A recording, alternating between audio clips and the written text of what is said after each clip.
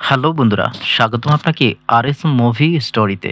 আজ আপনারা দেখতে চলেছেন রাশিয়ান একটি মুভি। পুরা মুভিটি রূপকথার গল্পে সাজানো হয়েছে। আশা করি মুভিটি আপনাদের কাছে অনেক ভালো লাগবে। মুভির শুরুতেই আমরা দেখতে পাই গ্রামের একটি ফসলের ক্ষেতে একটি সাদা রঙের অদ্ভুত এক আলো এদিক ওদিক ঘোরাঘুরি করছে। পরের দিন সকালে ক্ষেতের মালিক এসে দেখে তার জমির ফসল নষ্ট হয়ে গেছে। কি জানি রাতে নষ্ট করে ফেলেছে। এতে করে বৃদ্ধ লোকটি অনেক রেগে যায় এবং তার ৩ ছেলেকে ডাকে। তার ছোট ছেলের নাম জন। আর এই জনকে সবাই বোকাশোকা মনে করত। বৃদ্ধ লোক তার ৩ ছেলেকে বলল, আজ রাতে তোমাদেরকে এই ফসল পাহারা দিতে হবে আর ধরতে হবে কে এই ফসল নষ্ট করেছে। এই বলে বৃদ্ধ লোকটি সেখান থেকে চলে যায়। আর এদিকে জনের ২ ভাই তাকে বোকা বানিয়ে এই কাজটি তাকেই করতে বলে। জনও বোকাশোকা হওয়ার কারণে রাজি হয়ে যায়। পরে সিন কাট হয়ে আমরা রাতের সিন দেখতে পাই। আমরা দেখতে পাই জন এখানে কি জানি করছে। আর কিছুক্ষণ পরেই জন কি জানি একটা অদ্ভুত আওয়াজ শুনতে পায়। সে পিছনে ঘুরে দেখতে পায় তার সামনে বিশাল বড় এক সাদা ঘোড়া দাঁড়িয়ে আছে। জন ঘোড়াটিকে দেখে খুব অবাক হয়ে যায়। আর তখন সে বুঝতে পারে তাদের যে ফসল নষ্ট হয়েছে সেটা এই ঘোড়াটি নষ্ট করেছে। আর সেটি ধরার জন্য সে একটি দড়ি দিয়ে ফাঁদ বানিয়ে ফেলে ঘোড়াটির দিকে ছুঁড়ে মারে। আর এতে ঘোড়াটি দৌড়াতে থাকে। আর এদিকে জন দড়িটি ধরে ঘোড়ার পেছনে পেছনে দৌড়াতে থাকে। আর এতে করে তার ফসলের ১২টা বেজে যায়, অর্থাৎ তার ফসলের আরও বেশি নষ্ট হয়ে যায়। অবশেষে ঘোড়াটি দৌড়াতে দৌড়াতে একটি পুকুরে পড়ে যায়। আর ঘোড়াটি পানিতে ডুবতে থাকে। এই অবস্থা দেখে জনের খুব মায়া হয়। সে ঘোড়াটিকে বাঁচানোর চেষ্টা করে এবং সে ঘোড়াটিকে পুকুর থেকে উঠিয়ে নেয়। ঘোড়াটিকে দেখে জনের আরও মায়া বেড়ে যায় এবং তাকে মুক্ত করে দেয়। মুক্ত করে দেওয়ার সময় জন তাকে বলে সে যেন আর কোনোদিন তাদের ফসল নষ্ট করতে না আসে। এরপর আমরা দেখি কিছুক্ষণের মধ্যেই ঘোড়াটি অদৃশ্য হয়ে যায়। পরের দিন সকালে জনের ঘুম ভেঙে যায়। তখন সে দেখতে পায় তার সামনে বড় বড় দুটি ঘোড়া দাঁড়িয়ে আছে। আর তখনই সে একটি গায়েবী আওয়াজ শুনতে পায়। আর এতে জন অনেক ভয় পেয়ে যায়। আর এই গায়েবী আওয়াজে বলা হয়েছে, এই বড় ঘোড়া দুটি তোমার জন্য ছোট্ট উপহার। জন ভয় পেয়ে যায়। জন পিছনে ঘুরেই দেখে ছোট্ট একটি সুন্দর ঘোড়া তার চারপাশে ঘোরাঘুরি করছে। সবচেয়ে অবাক করা বিষয় হলো এই ছোট্ট ঘোড়াটি জনের সাথে কথা বলতে পারে। তখন এই ছোট্ট ঘোড়াটি বলে, আমার মা তোমার ব্যবহারে খুব খুশি হয়েছে, তাই এই ঘোড়া দুটির সাথে আমাকে তোমার উপহার হিসেবে পাঠিয়েছে। আর জন ঘোড়া দুটি পেয়ে খুবই খুশি হয়। এদিকে জনের বাবা সকালে ফসলের খেতে এসে দেখে তার ফসলের ১২টা বেজে গেছে। এতে করে জনের বাবা অনেক রেগে যায় এবং জনের দিক এগিয়ে আসতে থাকে। আর জন ফাঁকা দিয়ে দেখে যে তার বাবা তার দিক ছুটে আসছে। আর এটা দেখে জন তার পিছনের দরজা দিয়ে পালাতে চায়। জন ঘোড়াটির পিঠের উপর বসে পড়ে। আর তারপর এই ছোট্ট ঘোড়াটি বিদ্যুৎ গতিতে জনকে নিয়ে সেখান থেকে পালিয়ে আসে। তারা অল্প সময়ের মধ্যে অনেক দূর চলে আসে। এটা দেখে তো জন অবাক হয়ে যায়। এরপর জনের মনে পড়ে সে তার বড় ঘোড়া দুটি তার ঘরে রেখে এসেছে। এটা শুনে ছোট্ট ঘোড়াটি একটি আওয়াজ করে। আর এই আওয়াজ শুনে বড় ঘোড়া দুটি সাথে সাথে তাদের কাছে চলে আসে। তারপর জন ঘোড়াগুলো নিয়ে সেখান থেকে চলে যায়। জনের কাছে কোনো টাকা না থাকায় জন সিদ্ধান্ত নেয় বড় ঘোড়া দুটি বিক্রি করে দিবে। তাই সে পাশে একটি শহরে বাজারে যায়। আর সেখানে সে রাজ্যের রাজা এসেছে সেখানে ঘোড়া কিনতে। আর সেই বাজারের মধ্যে জনের ঘোড়া দুটি খুব সুন্দর এবং বড় ছিল। আর রাজার খুব পছন্দ হয়ে যায়। রাজা জনের ঘোড়া দুটি কিনতে চায়। আর তখনই রাজার মন্ত্রী বলে, এত বড় ঘোড়া এই ছেলেটির হতে পারে না, সে হয়তো কোথাও থেকে চুরি করে নিয়ে আসছে। এই বলে মন্ত্রী রাজাকে পরামর্শ দেয় যে ঘোড়ার কোনো টাকা দিতে হবে না। রাজা তার মন্ত্রীর পরামর্শে ঘোড়ার টাকা না দিয়েই ঘোড়াগুলো নিয়ে চলে যায়। আর এটা দেখার পর ছোট্ট ঘোড়াটি আবার সে আওয়াজ করে। এই আওয়াজ শুনে বড় ঘোড়া দুটি আবার তাদের কাছে ছুটে আসে।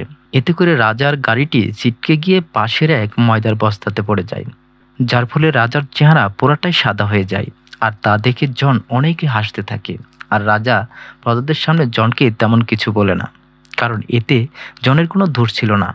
তারপর রাজা ঘোড়া দুটির দাম দিয়ে নিতে চায়। তখন মন্ত্রী রাজাকে একটা পরামর্শ দেয়, এই ঘোড়া দুটি দেখাশোনার জন্য ছেলেটাকে সাথে নিতে পারেন। আর এতে করে আমরা জনের প্রতি এই বদলা নিতে পারবো। রাজা তার মন্ত্রীর কথায় জনকে তার বাড়িতে যাওয়ার প্রস্তাব দেয়। জনও রাজার কথায় রাজি হয়ে যায়। আর জন রাজার বাড়িতে যাওয়ার পর তার পরিশ্রম আর ব্যবহারে সবাই তাকে পছন্দ করতে থাকে। আর এটা দেখে রাজার রাগ জনের প্রতি আরো বেড়ে যায়। আর তখনই রাজার মন্ত্রী রাজাকে বলে যে জনকে এমন একটি কাজ দেন যেটা সে করতে পারবে না, আর যখন সেই কাজটি করতে না পারবে তখন আমরা তাকে মেরে ফেলবো। তখনই মন্ত্রী রাজাকে পরামর্শ দেয় যে আপনি জনকে ফায়ার বার্ড নিয়ে আসতে বলেন, আর যখন সে ফায়ার বার্ড নিয়ে আসতে না পারবে তখন আমরা তাকে মেরে ফেলবো।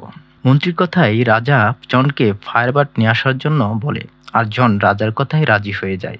তখন ছোট্ট ঘোড়াটি বলে, তোমার এই কাজ করা একেবারেই ঠিক হবে না, কারণ ফায়ারবার্ড নিয়ে আসাটা এতটা সহজ না। এ পর্যন্ত যারা এই ফায়ারবার্ড নিতে গেছে তারা আর কখনো বাড়িতে ফিরে আসেনি। কিন্তু জন যেহেতু রাজাকে কথা দিয়েছে তাই সে ফায়ারবার্ড নিতেই যাবে। এটা শোনার পর ছোট্ট ঘোড়াটি জনকে একটি জঙ্গলে নিয়ে যায়, আর এখানে অনেকগুলো বাদাম দেখিয়ে দেয়। আর এই বাদামগুলোকে জনকে সাথে নিতে বলে, কারণ ফায়ারবার্ড এই বাদামগুলো খেতে খুব পছন্দ করে, আর এই বাদামগুলো খেয়েই ফায়ারবার্ড ঘুমিয়ে পড়ে। আর যখন ফায়ারবার্ড এই বাদামগুলো খেয়ে ঘুমিয়ে পড়বে তখন অতি সহজেই ফায়ারবার্ডকে সে ধরে ফেলতে পারবে। আর এটা শোনার পর জন বাদামগুলোকে তার সাথে নেয় এবং তারা দুইজন সেখানে চলে আসে যেখানে যেখানে ফায়ারবার্ড রয়েছে। এখানে এসে তারা সেই বাদামগুলোকে ছড়িয়ে ছিটিয়ে দেয়। আর কিছুক্ষণ পরে আমরা দেখতে পাই বাদামের গন্ধে ফায়ারবার্ড মাটির নিচ থেকে বেরিয়ে আসে এবং সব বাদামগুলোকে খেয়ে সেখানেই ঘুমিয়ে পড়ে। আর তখন জন তাকে ধরার জন্য তার কাছে যায়। তখনই ফায়ারবার্ডের ঘুম ভেঙে যায়। জন এটা দেখে দৌড়াতে থাকে।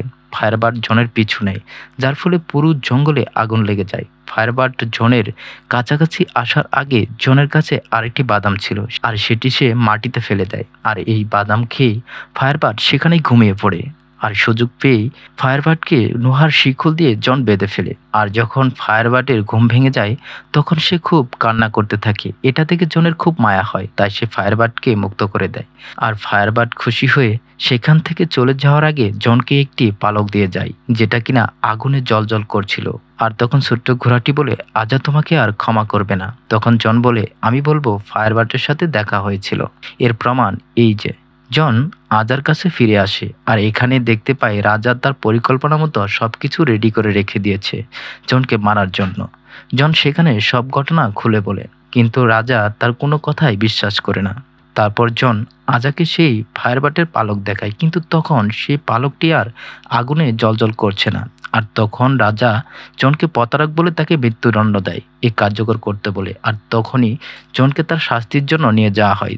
আর তখনই সেখানে ফায়ারবার্ড চলে আসে, আর সেটা থেকে সেখানে লোকজন জনকে বিশ্বাস করে এবং জনকে মুক্ত করে দিতে বলে। আর এতে রাজা জনকে ছেড়ে দিতে বাধ্য হয় এবং জনকে প্রমোশন করে দেয়। কিন্তু রাজার মনে জনের প্রতি রাগ আরো বেড়ে যায় এবং ভাবতে থাকি কিভাবে জনকে হারানো যায়। আর তখনই রাজার মন্ত্রী রাজাকে পরামর্শ দেয় যে জনকে আপনি বড়প্রদেশের রাজকুমারীকে নিয়ে আসতে বলেন।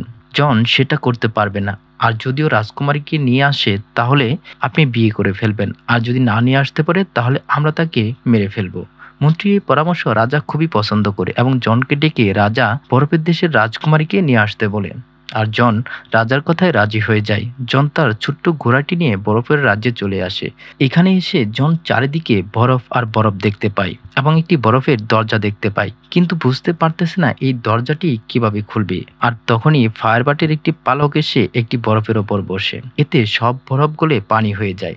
আর এতেই জন ভিতরে প্রবেশ করতে পারে। ভিতরে এসে দেখে এখানে অনেকগুলো রাজকুমারী ঘুমিয়ে আছে, তাই সে বুঝতে পারছে না কোনটা আসল রাজকুমারী কোনটা নকল।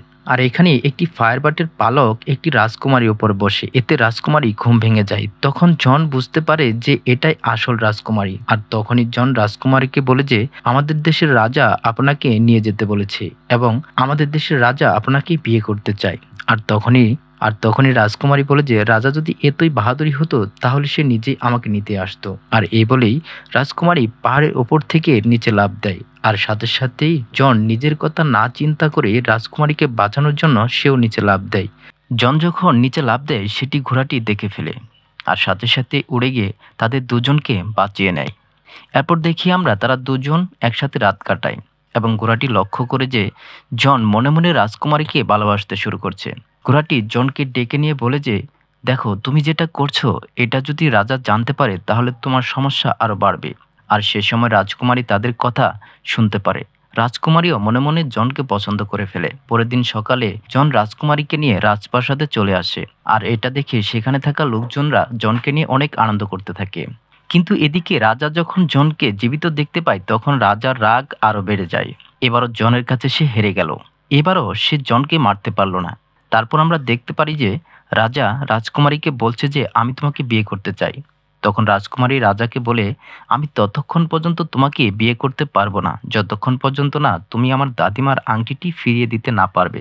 আর এটি শোনার পর রাজা বলে যে এটা কিভাবে সম্ভব। আর তখনই রাজা জনকে ডেকে বলে তুমি এই আংটিটি নিয়ে আসো। জনও রাজি হয়ে যায়, কিন্তু জন জানতো না যে এই আংটিটি কোথায় আছে এবং কিভাবে নিয়ে আসতে হবে। তারপর জন সেই ছোট্ট ঘোড়াটিকে প্রশ্ন করে, কিন্তু ছোট্ট ঘোড়াটিও সে আংটি সম্পর্কে কিছুই বলতে পারে না। তারপর ছোট্ট ঘোড়াটি তার মাকে স্মরণ করে এবং তার মার কাছ থেকে জানতে চায় এই আংটি কোথায় আছে এবং কিভাবে নিয়ে আসতে হবে। তখন তার মা বলে যে এই আংটি একটি তিমির পেটে রয়েছে আর এই তিমি মাছটি একটি দ্বীপে পরিণত হয়েছে। একথা শোনার পর সেই ছোট্ট ঘোড়াটি জনকে নিয়ে সে তিমি মাছের দিকে রওনা হয়। জন ঘোড়াটির ওপর থেকে সমুদ্রের মধ্যে পড়ে যায়। সেখানে জন সে তিমি মাছটিকে দেখতে পায় সে তিমি মাছটিকে বিশাল বিশাল লোহার রশি দিয়ে বেঁধে রাখা হয়েছে। ফলে সেই তিমি মাছটি একটি বিশাল দ্বীপে পরিণত হয়েছে। তারপর জন তিমি মাছের কাছে জানতে চায় যে তার এই অবস্থা কেমনে হলো। তখন মাছটির চোখ দিয়ে জল পড়তে শুরু করে। তখন মাছটি বলে, আমি অনেকগুলো জাহাজ খেয়ে ফেলেছিলাম, তারপর অনেকগুলো নাবিক মিলে আমাকে এভাবে বেঁধে রেখেছে। তবে আমি আমার ভুল বুঝতে পেরেছি, আমি এই ভুলের মাসুল দিতে চাই।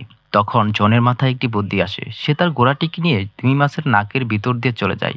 এতে তিমি মাছটি একটি হাঁচি দেয়, আর তিমি মাছটি হাঁচি দেওয়ার ফলে তার পেটের ভিতর থেকে সব জাহাজগুলো বের হয়ে আসে এবং লোহার শিকলগুলো ছিঁড়ে যায়। ফলে তিমি মাছটি মুক্ত হয়ে যায়। তারপর জন নদীর কিনারে এসে ওঠে, কিন্তু জন সে আংটিটি তিমি মাছের কাছে চাইতে ভুলেই গিয়েছিল। তারপর আমরা দেখতে পাই একটি কারকার কাছে এই আংটিটি, আর সেই কারকারটি জনকে এই আংটিটি দিচ্ছে। আসলে তিমি মাছটি জনের মনের কথা বুঝতে পেরেছিল, তাই সে এই কারকার কাছে এই আংটিটি দিয়ে যায়। এরপর জন এই আংটি নিয়ে রাজ্যে ফিরে আসে। এখন সে রাজকুমারীর কাছে এই আংটিটি দিয়ে আসে, আর এই আংটি পেয়ে রাজকুমারী খুবই খুশি হয়ে যায়। এরপর রাজা এবং মন্ত্রী পরামর্শ করে জনকে রাজকুমারী কিডন্যাপের অভিযোগে তাকে বন্দী করে ফেলে এবং কিছুদিনের মধ্যে তাকে ফাঁসি দেওয়া হবে একথা ঘোষণা করে দেয়। আর এটা শোনার পর রাজকুমারী একটা বুদ্ধি বের করে রাজাকে গিয়ে বলে, তুমি যদি আমাকে বিয়ে করতে চাও তাহলে তোমাকে যুবক হতে হবে, আর এই যুবক হওয়ার জন্য তোমাকে একটি কাজ করতে হবে। এর জন্য প্রয়োজন ৩টি পাতিল। একটি পাতিলে গরম পানি রাখা হবে এবং দ্বিতীয় পাতিলে ঠান্ডা পানি রাখা হবে, আর তৃতীয় পাতিলে গরম দুধ রাখা হবে। তুমি যদি এই ৩টি পাতিলে ডুব দিতে পারো তাহলে তুমি যুবকে পরিণত হবে। কিন্তু রাজার কাছে এটি অবিশ্বাস মনে হচ্ছে। তখনই রাজার মন্ত্রী এসে রাজাকে পরামর্শ দেয় যে এই পাত্রগুলো আগে জনকে দিয়ে পরীক্ষা করে নেওয়া হবে, তারপর না হয় আপনি নিজে ডুব দিবেন। মন্ত্রীর পরামর্শটি রাজার কাছে খুবই পছন্দ হয়ে যায়, আর সে অনুযায়ী রাজা আয়োজন করতে শুরু করে। আর রাজ্যে ঘোষণা দেওয়া হয় যদি জন এই ৩টি পাত্রে ডুব দিতে পারে তাহলে তাকে মুক্তি করে দেওয়া হবে। এই কথা শুনে রাজকুমারী সাথে সাথে সেই ছোট্ট ঘোড়াটির কাছে যায় এবং ঘোড়াটিকে সব কথা খুলে বলে। রাজকুমারী বলে, এই ফুটন্ত পানি থেকে জনকে বাঁচাতে হলে আমার এই দাদিমার আংটিটি গরম পানিতে ফেলে দিতে হবে, এবং দ্বিতীয় বরফের পাত্র থেকে জনকে বাঁচাতে হলে এই ফায়ার বাটের এই পালকটি তৃতীয় পাত্রে ফেলতে হবে, আর তৃতীয় ফুটন্ত দুধের পাত্র থেকে জনকে বাঁচাতে হলে তোমাকে একটি ফুল সংগ্রহ করতে হবে, আর এই ফুলটি সেই পাত্রে ফেলে দিতে পারলে জনকে বাঁচানো সম্ভব। কিন্তু ঘোড়াটি সেই ফায়ারবার্ড এবং আংটি সম্পর্কে জানলেও সেই ফুল সম্পর্কে কিছুই জানে না। তাই রাজকুমারীকে সে ফুলের বিষয়ে প্রশ্ন করে, আর তখন রাজকুমারী বলে দেয় এই ফুলটি দুনিয়ার শেষ প্রান্তে রয়েছে, এই ফুলটি সে তুলতে গেলে সে মারাও যেতে পারে। ঘোড়াটি একথা শোনার পরেও ফুলটি সংগ্রহ করার জন্য বিদ্যুৎ গতিতে সেখানে চলে যায় এবং ফুলটি পেয়েও যায়। যখন সে ফুলটি তুলতে যায় তখন রাজকুমারীর কথা মনে পড়ে যায়। রাজকুমারী বলে দিয়েছিল যে যে ফুলটি তুলবে সে মারা যাবে। তারপরেও সে বন্ধুর জীবন বাঁচাতে ঘোড়াটি প্রাণের ঝুঁকি নিয়ে ফুলটি তুলে ফেলে। নিজের জীবনের পরোয়া না করে সে বন্ধুকে বাঁচানোর জন্য এই ফুলটি নিয়ে চলে আসে। আর এদিকে রাজ্যের ৩টি পাত্রে ৩ ধরনের পানি রাখা রয়েছে। এবার জনকে গরম পাত্রে ফেলে দেওয়া হয়, আর সাথে সাথে রাজকুমারী বুদ্ধি করে আংটিটি গরম জলে ফেলে দেয়। এবার দ্বিতীয় পাত্রে ঠান্ডা পানিতে ফেলে দেওয়া হয়, আর রাজকুমারীর সাথে সাথে ফায়ার বাটের পালকটি সে পাত্রে ফেলে দেয়, আর জন সেখানেও বেঁচে যায়। এরপর জনকে যখন তৃতীয় পাত্রে গরম দুধে ফেলে দেওয়া হয় ততক্ষণে ঘোড়াটি সেখানে পৌঁছায় না। সবাই চিন্তা করতে থাকে, সবাই ভাবতে থাকে জন হয়তো মারা গিয়েছে। সব প্রজাদের মন খারাপ হয়ে যায়, কারণ সব প্রজারাই জনকে খুব ভালোবাসতো। আর তখনই সেখানে সেই ঘোড়াটি চলে আসে এবং সেই ফুলটি সেই পাত্রে ফেলে দেয়, আর আমরা দেখতে পাই জন একজন রাজকুমার সেজে সেখান থেকে বেরিয়ে আসে, আর সেটা দেখে প্রজারা সবাই খুশি হয়ে যায়। আর এটা দেখার পর রাজা তাড়াহুড়া করে গরম জলে লাফ দেয়। আর কিছুক্ষণ পর আমরা দেখতে পাই রাজাকে একটি বেলুনের ভিতরে বন্দী করা হয়েছে। আর সেই বেলুনটি রাজাকে নিয়ে আকাশে উড়ে যাচ্ছে। এটা দেখে সবাই খুশি হয়ে যায়, আনন্দ করতে শুরু করে। কারণ এই আজাকে তারা পছন্দ করতো না। এরপর সবাই জনকে রাজা বলে মেনে নেয়। আর তারপর রাজকুমারীকে সে বিয়ে করে নেয়। এদিকে ঘোড়াটিকে আমরা দেখতে পাই সে মরার ভান করছে। সে হয়তো ভাবছে সে মারা যাবে। তখনই রাজকুমারী এসে বলে, তোমার কিছুই হবে না, শুধুমাত্র তোমাকে পরীক্ষা করার জন্যই তোমাকে বলেছিলাম তুমি মারা যেতে পারো, আসলে তোমার কিছুই হবে না।